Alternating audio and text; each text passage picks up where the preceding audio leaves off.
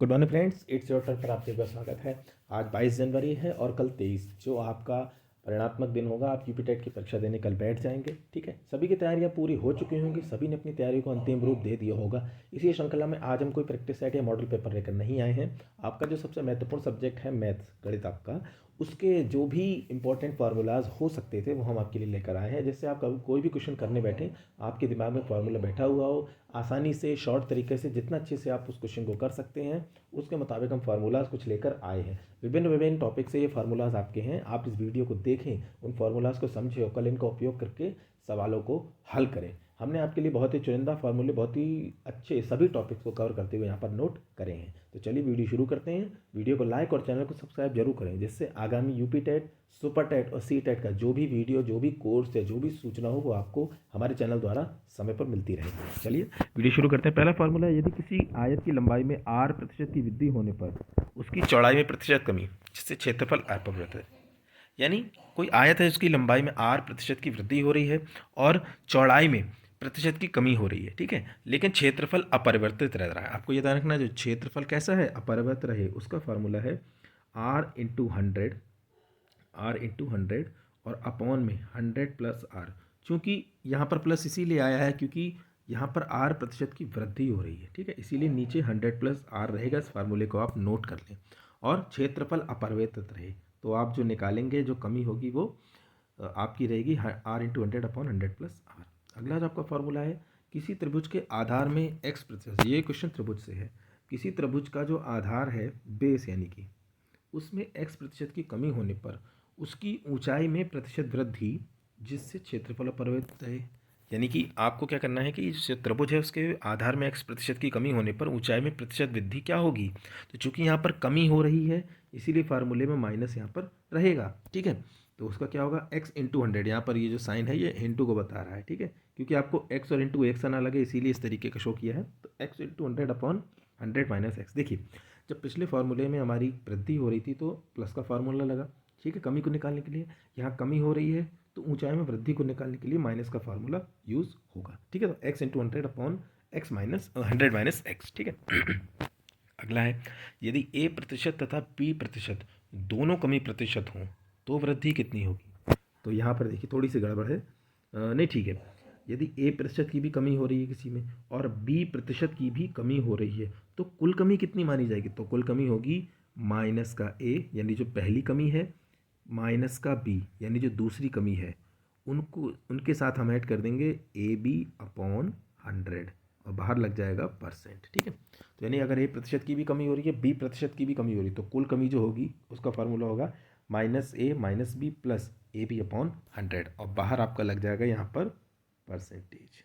ठीक है, नेक्स्ट हमारा, यदि a प्रतिशत और b प्रतिशत दोनों की वृद्धि हो। पिछला जो फार्मूला है उसी के जस्ट अपोजिट है, उसमें कमी को दर्शाया गया था, यहाँ पर वृद्धि को दर्शाया गया है। a और b दोनों की क्या हो, वृद्धि हो, तो कुल वृद्धि कितनी होगी। तो यहाँ पर सारे प्लस के हो जाएंगे, a plus b plus AB/100 और जो आंसर आएगा वो बाहर परसेंट में रहेगा। ठीक है, ये आपका चौथा और इम्पोर्टेंट फार्मूला है। इस तरीके के प्रश्न आते हैं कि मान लीजिए पहले प्रतिशत की वृद्धि हुई फिर कमी हुई तो कुल कमी कितनी हुई, या मान लीजिए a और b दोनों की कमी हुई तो कुल कमी कितनी हुई। तो उनमें आपको इन फार्मूलाज को याद रखना है। अगला है आपका, यदि किसी वस्तु के मूल्य में पहले a प्रतिशत की कमी हो, उसके बाद जो घटा हुआ मूल्य है उसको a प्रतिशत बढ़ा दिया जाए। देखिए बहुत ध्यान से समझिए, पहले किसी वस्तु के मूल्य में a प्रतिशत की कमी की गई, जब कमी की गई तो मूल्य घटा होगा, उस घटे हुए मूल्य को a प्रतिशत बढ़ा दिया गया तो हमेशा ध्यान रखना, उस स्थिति में हमेशा निश्चित रूप से कमी ही होगी। यानी कि फॉर एग्जांपल आपको कोई एक वस्तु है, उसका मूल्य दिया हुआ है प्राइस, उसको पहले a% तक डाउन किया गया। क्या किया गया, डाउन किया गया। अब जो डाउन प्राइस है उसमें a प्रतिशत की वृद्धि कर दी गई, तो उस केस में जो टोटल होगा वो टोटल निकल कर आएगा, वो हमेशा कम ही आएगा, उसमें कमी ही होगी। और वो कमी कितनी होगी, तो वो कमी होगी आपकी a² / 100%। ठीक है, a² / 100%, यानी जो कमी और वृद्धि है दोनों का, a% की कमी हुई है उतनी ही परसेंट की वृद्धि हुई है तो उसका ² / 100। ठीक है, ये ध्यान रखना है आपको, क्योंकि इसी तरीके के क्वेश्चन कई परेशान करने में होते हैं। अगला है, यदि किसी वस्तु का मूल्य a है, उसके मूल्य में r1 की कमी की गई, दूसरी बार में r2 की, तीसरी बार में r3 की। आपने पढ़े होंगे, पहले वस्तु का मूल्य लिया था, फिर इतनी कमी हुई, फिर इतनी हुई, फिर इतनी हुई। ठीक है, तो इस स्थिति में क्या होगा, कमी का मूल्य b हो तो तो जो b कितना होगा, तो b होगा a into 1 - R1/100 into 1 - R2/100 into 1 - R3/100, क्योंकि जो कमी है वो हमारी थी R1 भी थी, R2 भी थी और R3 भी थी। तो इसका फार्मूला क्या हो जाएगा, b is equal to a into 1 - R1/100 into A1 - R2/100 into 1 - R3/100। ये हमारा अगला फार्मूला था। अगला है इसी के अपोजिट कि यदि किसी वस्तु का मूल्य ए इकाई है, उसके मूल्य में पहली बार R1 की वृद्धि, दूसरी बार R2 की, तीसरी बार R3 की, लगातार 3 वृद्धियाँ हुई हैं, तो जो मूल्य होगा वो कितना होगा, a into R1 1 + R1/100 1 + R2/100 1 + R3/100, क्योंकि यहाँ पर जो तीनों हैं वो वृद्धि मूल्य हैं। क्या है, वृद्धि मूल्य है, इसीलिए यहाँ पर प्लस का फार्मूला ही रहेगा। और पिछले जो था उसमें तीनों क्या थे, कमी के मूल्य थे, कमी के मूल्य थे, इसलिए वहाँ पर क्या होगा, माइनस का फार्मूला रहेगा। ठीक है, ये हमारा अगला फार्मूला था। फिर इससे अगला है, यदि a% तथा b% कमी प्रतिशत हो, यानी कि a और b क्रमशः कमी प्रतिशत और वृद्धि प्रतिशत हो, यानी जो a है वो किसको दिखा रहा है, a कमी प्रतिशत को दिखा रहा है, उसके बाद b जो है वो वृद्धि प्रतिशत को दिखा रहा है, तो उसमें वृद्धि या कमी जो भी होगी उसका प्रतिशत क्या होगा, तो -a + b -ab/100। क्या मतलब हुआ, देखिए कंफ्यूज होने की जरूरत नहीं है, a कमी थी इसलिए a को माइनस के साथ लिया, b क्या थी हमारी वृद्धि क्योंकि क्रमशः लिखा है तो b को प्लस के साथ लिया, -ab/100। ये आपको याद रखना है। नेक्स्ट है हमारा, हाँ ये हमारे प्रतिशत के सारे फॉर्मूले थे जिनकी संक्षिप्त विधि हमने आपको बताई थी। ठीक है, आपको ध्यान रखना है कि जो वृद्धि है वो प्लस में है और कमी जो माइनस में है। ठीक है, अगला है, अगर आपसे अनुवर्ती, परवर्ती या उत्तरवर्ती संख्या पूछी जाए, यानी आपको उसमें क्या कर देना है, +1 कर देना है। क्या कर देना है, +1 कर देना है। कोई भी मान ली संख्या x है, उसकी उत्तरवर्ती कह दे, परवर्ती कह दे या अनुवर्ती कुछ भी कह दे, तो आप क्या करेंगे, वो संख्या x + 1 उसमें एक जोड़ देंगे, वो उसकी अनुवर्ती संख्या हो जाएगी। नेक्स्ट है पूर्ववर्ती संख्या, क्योंकि हिंदी की शब्दावली परेशान करती है। पूर्ववर्ती संख्या यानी -1, कोई भी संख्या है, मान लीजिए x है, उसकी पूर्ववर्ती पूछे तो उसमें से आप -1 कर देंगे। ठीक है, मान लीजिए उसने पूछा 59 की परवर्ती, सॉरी पूर्ववर्ती, तो पूर्ववर्ती में -1 करेंगे, और कहते हैं परवर्ती, तो परवर्ती में +1 करेंगे। ये शब्दावली आपको मेन ध्यान रखनी है। ठीक है, अगला है, दो संख्याओं का लासा और मासा में संबंध क्या होता है। दो संख्या के लासा और मासा में जो संबंध होता है वो ये है कि मासा गुणा लासा बराबर होता है पहली संख्या गुणा दूसरी संख्या। ठीक है, यानी कि जो मासा गुणा लासा वो होता है पहली संख्या गुणा दूसरी संख्या। अब यहाँ से आप और भी प्रयोग कर सकते हैं, मान लीजिए मासा लासा दिया है और पहली संख्या दी है, दूसरी संख्या पूछ रहा है, तो दूसरी संख्या को हम इस साइड रखकर पहली संख्या कहाँ पर, तो फार्मूला क्या हो जाएगा, दूसरी संख्या बराबर मासा गुणा लासा, और ये अपॉन में पहुँच जाएगा, अपॉन पहली संख्या। ठीक है, इसी तरीके से मान लीजिए पहली संख्या निकालनी हो तो दूसरी संख्या मासा इंटू लासा अपॉन दूसरी संख्या हो जाएगा। अगला जो हमारा फार्मूला है वो ये है कि परमेय संख्याओं का लासा और मासा कैसे निकालेंगे। यदि दो परमेय संख्याएं दी हैं, 1/2, 1/4, इनका लासा पूछ रहे हैं। देखिए हम जो हमारी साधारण संख्याएं हैं जिन्हें हम कहते हैं कि पूर्ण संख्याएं है ना, ये पूर्ण संख्याओं का तो लासा मासा आसानी से निकल जाता है, 2/3 और हमने इसका लासा निकाल लिया। लेकिन जो हमारी ये संख्याएं हैं परिमेय संख्याएं, इनका लासा और मासा कैसे निकलेगा, तो परिमेय संख्याओं का लासा होता है जो परिमेय संख्याएं जो भी दी हुई हैं, ठीक है, तो आपकी दी हैं 1/2, 3/4, उनमें जो अंश हैं, ठीक है, उनका लासा निकाल लो, और अपॉन में जो हर हैं उनका मासा निकाल दो। देखिए सीधी सी बात समझिए, परिमेय संख्याओं का अगर लासा पूछा है तो ऊपर अंशों का भी लासा ही रहेगा और हर का मासा हो जाएगा। दूसरी तरफ यदि परिमेय संख्याओं का मासा यानी महत्तम समापवर्तक पूछा गया तो ऊपर अंशों का भी महत्तम समापवर्तक ही रहेगा और नीचे हर का लासा हो जाएगा। नेक्स्ट हमारा योज्य प्रतिलोम, तो योज्य प्रतिलोम हमारा कहता है एडिटिव इनवर्स। तो ये ध्यान रखिएगा, एडिटिव इनवर्स में आपको कुछ नहीं करना है, केवल साइन बदल देना है, केवल और केवल साइन बदल देना है। यदि x है और उसका योज्य प्रतिलोम पूछा है तो वो -x हो जाएगा, -x है तो उसका योज्य प्रतिलोम +x हो जाएगा। यानी एडिटिव इनवर्स में नंबर को उल्टा नहीं करेंगे, केवल उसका चिन्ह बदल देंगे।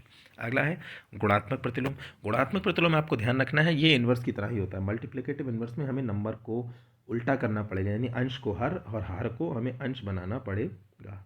जैसे एग्जांपल दिया हुआ है कि x का जो है, x का गुणात्मक प्रतिलोम कितना होगा, तो x का गुणात्मक प्रतिलोम कितना होगा, तो x को गुणात्मक प्रतिलोम होगा 1/x।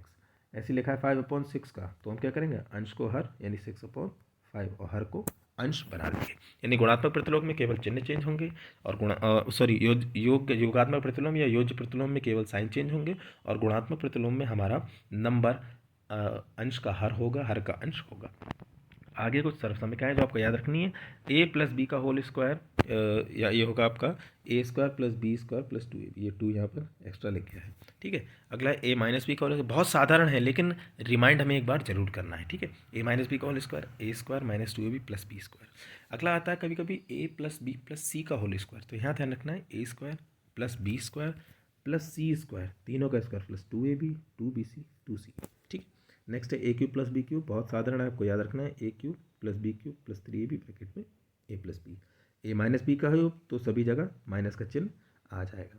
अगला आता है कि A cube plus B cube को हमें निकालना है, केवल A cube plus B cube, तो उस स्थिति में ए प्लस बी पहली ब्रैकेट में और दूसरी ब्रैकेट में A square plus B square minus का ए बी, यानी जो प्लस का अगर हमें निकालना है तो वहाँ ए बी माइनस का रहेगा। ए माइनस बी के होल क्यूब में ए माइनस बी वैसा ही और अंदर सारे प्लस के, यानी माइनस वाला निकालना है तो अंदर ए बी प्लस का रहेगा, ये आपको ध्यान रखना है। अगर आपको क्रमागत संख्या निकालनी है यानी उसमें +1 कर देंगे। x की क्रमागत संख्या निकालनी है अगली तो x + 1, फिर उसके बाद x + 1 यानी x + 2 हो जाएगी। इस तरीके से क्रमागत सम संख्या निकालनी है तो जो भी संख्या दी उसमें +2 करते चले जाएंगे, यानी x दी है तो x की क्रमागत x + 2, उसके बाद x + 2 यानी x + 4। इसी तरीके से क्रमागत विषम संख्या उसमें भी हमें +2 करना होगा, x की क्रमागत विषम x + 2, इस तरीके से, ठीक है। जो भी दी होगी x की जो भी वैल्यू होगी उसमें 2 प्लस करेंगे तो क्रमागत विषम मिलेगी और सम पूछा है तो उसमें 2 प्लस करेंगे क्रमागत सम मिलेगी। आगे आपको ये जो आपकी ये कह सकते हैं कि थ्योरम है भाज्य बराबर भाजक गुणा भागफल प्लस शेषफल, ये याद रखना है, इस पर बेस्ड भी क्वेश्चन कभी कभार पूछ लिए जाते हैं। आगे समानुपात की एक विशेषता है कि यदि a अनुपात b समानुपात cd, तो इसमें क्या होगा, जो अंतिम अनुपात हैं उनका गुणनफल और जो बीच के अनुपात हैं उनका गुणनफल आपस में सदैव बराबर रहेगा, ये आपको ध्यान रखना है, ठीक है। आगे कुछ स्टैटिस्टिक्स से फार्मूले हमने लिए हैं जिसमें माध्यिका का फार्मूला, तो माध्यिका के फार्मूले में सबसे पहले आप क्या करेंगे, जो आंकड़े हैं उनका आप असेंडिंग ऑर्डर लगा लेंगे, असेंडिंग ऑर्डर यानी कि आरोही क्रम में लगा लेंगे। आरोही क्रम में लगाने के बाद आप वहाँ देखें n यानी कि कुल दिए गए आंकड़ों की संख्या कितनी है। यदि उन आंकड़ों की संख्या विषम रहती है, विषम यानी कि ऑड नंबर्स, तो माध्यिका जो हो जाएगी आपकी n+1/2वां पद, यानी माध्यिकाएँ आपको दी होंगी इस तरीके से असेंडिंग ऑर्डर में। टोटल मान लीजिए माध्यिका निकली 5 जो कि विषम है, तो 5 + 1/2 यानी 6/2, तो 6 को 2 से डिवाइड करेंगे तो आएगा 3, यानी 3वां पद, तीसरा पद आपकी माध्यिका हो जाएगा। अगला, यदि दिए गए आंकड़ों की जो है संख्या कुल सम हो, यानी इस बार जो n आ रहा है वो क्या आ रहा है, इवन नंबर आ रहा है, तो माध्यिका क्या होगी, तो देखते हैं। तब जो माध्यिका होगी वो आपको फार्मूला ध्यान रखना है, पिछला था n+1/2, वही ध्यान रखना, यहाँ पे एक टर्म और बच जाएगी n/2वां पद प्लस n/2 + 1वां पद और पूरे का अपॉन 2। फॉर एग्जाम्पल आपकी माध्यिका मान लीजिए ये 8, ये इवन है, तो पहला क्या हो जाएगा 8/2 प्लस 8/2 + 1वां पद, यानी 8/2 हो जाएगा 4वां पद प्लस 4 + 1 यानी 5वां पद। तो चौथे पद और 5वें पद को आप जोड़ेंगे और डिवाइड कर देंगे 2 से, वही आपकी माध्यिका हो जाएगी। अगला है समांतर माध्य, बहुत आसान फार्मूला है, कुल पदों का योग बटे कुल पदों की संख्या। फिर है, अगर यही जो आपकी माध्यिका है वो सारणी यानी कि आपकी टेबल फॉर्म में दी हो, तो आपका फार्मूला हो जाता है σfx/σf, σfx/σf। आपकी जो टेबल बनेगी उसमें एक टेबल होगी x की, एक होगी f की, दूसरा आपको f × x करके तीसरी टेबल बना लेनी है, f(x) वालों का सम और इधर f वालों का सम, फार्मूला हो जाएगा σfx/σf। नेक्स्ट हमारा, किसी भी त्रिभुज का क्षेत्रफल कितना होता है, तो हाफ गुणा आधार गुणा ऊंचाई, यानी half into base into height, ये आपके त्रिभुज का क्षेत्रफल होगा जिसमें ऊंचाई दी होगी। यदि आपकी ऊंचाई नहीं दी है तब आपको क्या करना होगा, s यानी कि सेम पैरामीटर निकालना होगा, जिसका फार्मूला होता है पैरामीटर का हाफ, a + b + c/2, ठीक है। उस पर बेस क्वेश्चन आ भी जाते हैं, इसलिए आपको ध्यान रखना है semi parameter a + b + c/2। फिर जब आपको सेमी पैरामीटर आ जाएगा उसके बाद आप एरिया निकालेंगे, बड़ा सा अंडर रूट, उसमें s पहली भुजा, s - दूसरी भुजा और s - तीसरी भुजा, यानी सेमी पैरामीटर में से तीनों को माइनस करना होगा। फिर आपका आयत का क्षेत्रफल लंबाई गुणा चौड़ाई, आयत का परिमाप 2 गुणा लंबाई प्लस चौड़ाई। आयत का विकर्ण कैसे निकलेगा, तो अंडर रूट लंबाई का स्क्वायर प्लस चौड़ाई का स्क्वायर। अगला है वर्ग का क्षेत्रफल भुजा गुणा भुजा यानी भुजा का स्क्वायर, वर्ग का परिमाप 4 गुणा भुजा। और ये इंपॉर्टेंट है, वर्ग का जो विकर्ण होगा वो होगा 2 गुणा भुजा। इंपॉर्टेंट क्वेश्चन है ये, इस पे क्वेश्चन आ चुके हैं। अगला है आपका घन का क्षेत्रफल, घन होता है आपका क्यूब, तो क्यूब का क्षेत्रफल क्या होगा, 2 इंटू एल प्लस बी यानी लंबाई गुणा चौड़ाई, B plus H B into H plus L into H, यानी कि फार्मूला क्या हो जाएगा 2 into L B H L H. ये आपका हो जाएगा क्यूब का एरिया। ठीक है, नेक्स्ट है आपका घनाकार कमरे की चारों दीवारों का क्षेत्रफल, जो कि कहलाता है आपका लेटरल सरफेस एरिया, यानी चारों दीवारें का जब लेंगे तो आपकी जो ऊपर की छत है और नीचे जो फर्श है उसको हटा दिया जाएगा। उसके बिना जो फार्मूला होगा वो होगा 2 गुणा लंबाई प्लस चौड़ाई और गुणा ऊंचाई। ये आपका फार्मूला रहेगा जब आपकी चारों दीवारों को लिया जाएगा, इसको लेटरल सरफेस एरिया कहते हैं। अगला है घन का क्षेत्रफल, घन यानी आपका क्यूब हो गया जिसकी सभी भुजाएं बराबर होंगी, तो 6 गुणा भुजा का स्क्वायर। और घनाकार कमरे की चारों दीवारें फिर वही लेटरल सरफेस एरिया यानी ऊपर की छत और नीचे का फर्श आपको हटा दिया गया, तो 4 गुणा भुजा का स्क्वायर। ये आपका घन का चारों दीवारों का क्षेत्रफल हो गया। तो ये थे आपके कुछ महत्वपूर्ण फार्मूले जो हमने विभिन्न विभिन्न टॉपिक से लिए थे। उम्मीद है आपको ये फार्मूले पसंद आए होंगे। इनको एक बार पढ़ लें, समझ लें, इन पे बेस्ड क्वेश्चन भी कर लें। ठीक है, कल के एग्ज़ाम के लिए आप सभी को बहुत बहुत शुभकामनाएं। आपका एग्ज़ाम बहुत अच्छा हो। और इसके बाद सुपर टेट की श्रृंखला हमारे चैनल पर शुरू होगी, उसको ज़रूर ज्वाइन करें और सुपर टेट की परीक्षा की तैयारी में जुट जाएँ। धन्यवाद।